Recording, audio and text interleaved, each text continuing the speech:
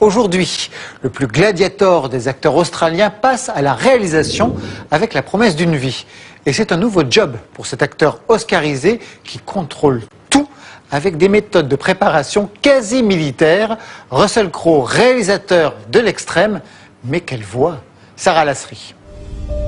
C'était à moi de guider mes garçons à devenir des hommes. Et j'ai échoué.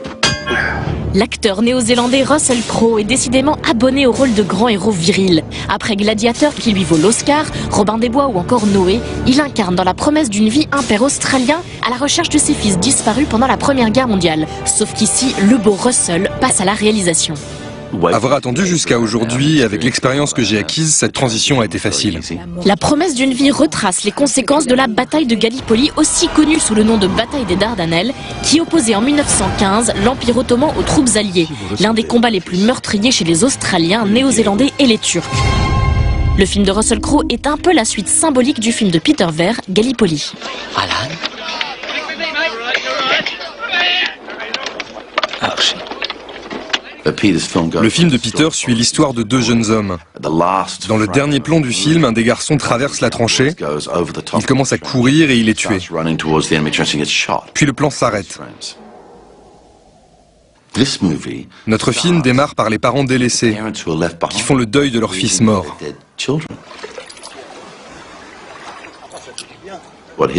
Ce qui m'a ému le plus quand j'ai lu le scénario, c'était l'occasion de montrer l'autre point de vue de cette histoire. On n'a encore jamais vu la perspective turque autour de cette bataille.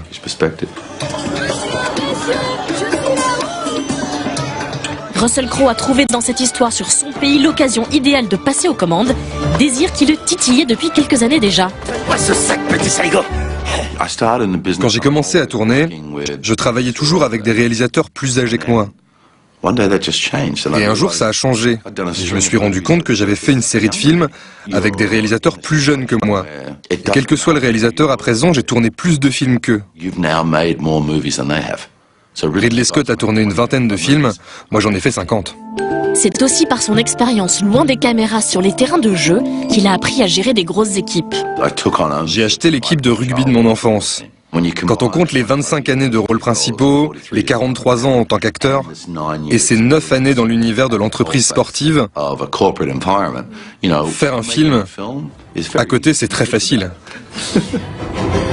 Malgré ses beaux paysages de cartes postales et son refus de glorifier la guerre, le film sombre un peu trop dans le mélodrame, mais impossible de nier que Russell Crowe reste un acteur monstre, tourné vers la transmission de son travail.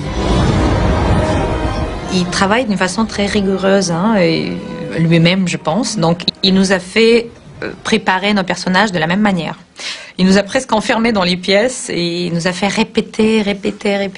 Des coutumes paysannes idiotes. Il a même organisé dans son ranch australien une colo de l'extrême pour ses acteurs avant le tournage. Je voulais leur montrer comment je travaille. On a fait du yoga, on a fait de la muscu, parce que chaque acteur a un corps qu'il doit transformer pour ressembler au corps d'un soldat d'il y a 100 ans. Ils apprennent à monter à cheval, ils apprennent à se servir d'armes.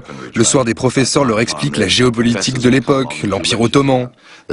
Et ensuite, ils font du tir à l'arc. S'ils visent juste, s'ils ont eu 3 cibles, alors ils ont le droit de manger. Je devais savoir si mon équipe était capable, à la 12e heure d'une longue journée de tournage, de continuer à me proposer des idées. Est-ce qu'ils en avaient encore l'énergie? T'as compris? Ouais. C'est vraiment la chose qui m'a apporté le plus pendant tout ce processus. Et il n'y a pas de plus grande joie pour moi que de transmettre et d'enseigner.